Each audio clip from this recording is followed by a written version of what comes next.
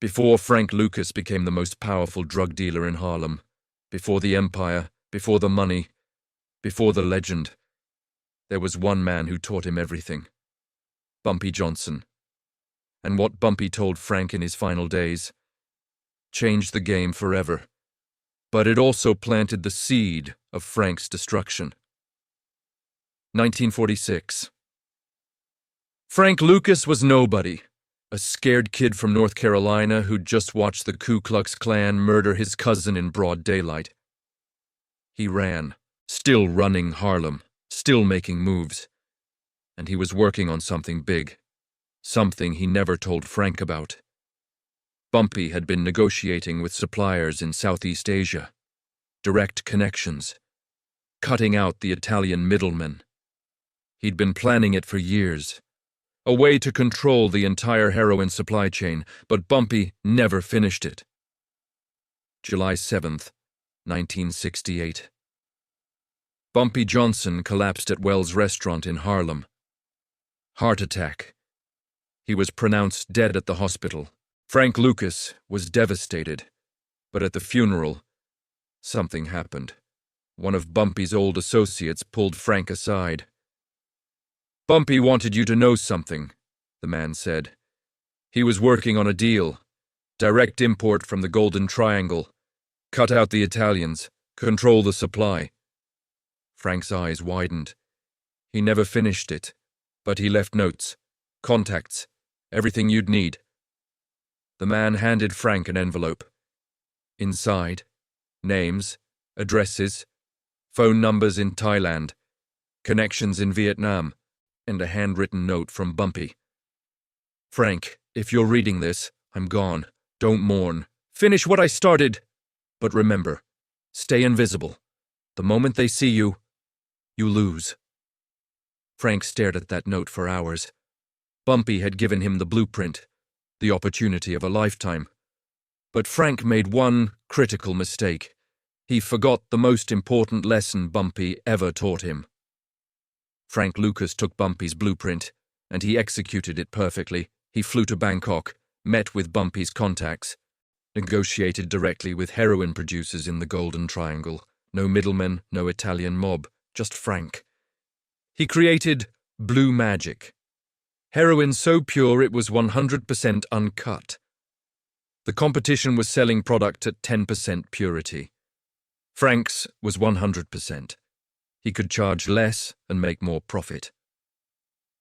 Within 2 years, Frank Lucas went from Bumpy's driver to the richest drug dealer in New York. He bought buildings, fancy cars, fur coats. He employed family members, his brothers, his cousins. He had cops on payroll, judges, politicians. Frank Lucas wasn't just a drug dealer, he was an empire. By 1971, Frank was making $1 million a day. $1 million. Every single day. He'd surpassed Bumpy. He'd become more powerful than anyone expected. And that's when Frank forgot Bumpy's most important lesson. Stay invisible. March 8th, 1971. The fight of the century. Muhammad Ali versus Joe Frazier. Madison Square Garden. The biggest event in New York. Frank Lucas walked in wearing a $100,000 chinchilla fur coat. Front row seats, cameras everywhere, flash bulbs popping. Everyone saw him. The newspapers, the cops, the feds, and one detective, Richie Roberts, looked at Frank's photo the next day and thought, "Who the hell is this guy?" That fur coat, that moment of pride, it started the investigation that destroyed everything. Richie Roberts started digging. Frank Lucas wasn't on anyone's radar. No arrests, no FBI file, nothing. But he's sitting front row at the biggest fight in history wearing a coat worth more than most people's houses. Roberts knew something was wrong. He spent the next 4 years building a case. Surveillance, wiretaps, informants, every shipment, every payment, every dirty cop on Frank's payroll. And on January 28, 1975, federal agents raided Frank's operation in Teaneck, New Jersey. They found heroin, cash, weapons. Enough evidence to put Frank away for 70 years.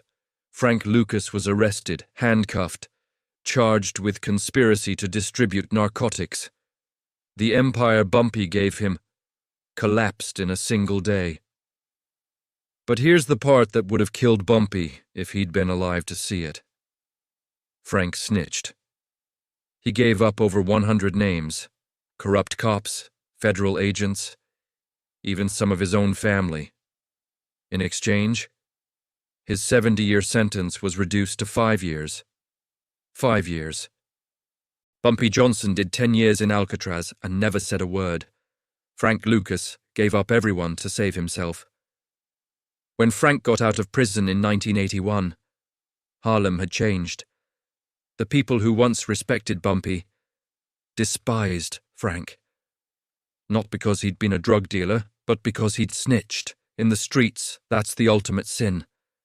Frank tried to rebuild, started selling drugs again, got arrested again in 1984, back to prison. This time he realized he'd lost everything Bumpy gave him. The respect, the loyalty, the legacy. Frank had taken Bumpy's blueprint for power and turned it into a cautionary tale. In interviews before his death in 2019, Frank admitted, "I should have listened to Bumpy. He told me to stay invisible, but I wanted people to see me. I wanted respect, and that pride, that destroyed me." Bumpy Johnson built an empire that lasted decades. Frank Lucas built an empire that lasted 6 years.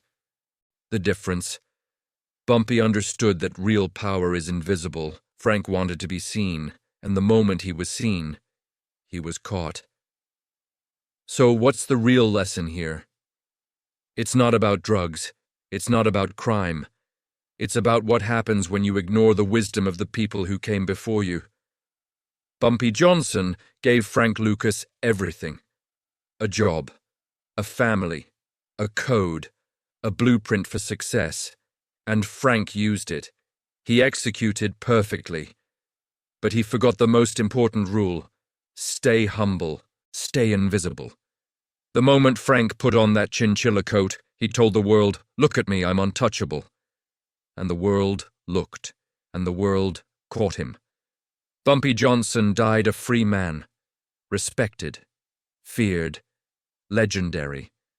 Frank Lucas died a snitch, forgotten by the streets, remembered only as the man who betrayed everyone. Same teacher, same lessons, different outcomes, because one man listened, and one man thought he knew better. So here's the question. If someone gave you the blueprint for success, would you follow it, or would you think you're smarter than the person who built the path? Because history shows us, pride doesn't just come before the fall. Pride is the fall. Bumpy Johnson knew that. Frank Lucas learned it too late. If this story taught you something about power, legacy, and pride, hit that subscribe button, because next week we're uncovering the truth about what happened to the people Frank Lucas snitched on. And trust me, some of those stories are darker than anything you've seen. See you in the next one.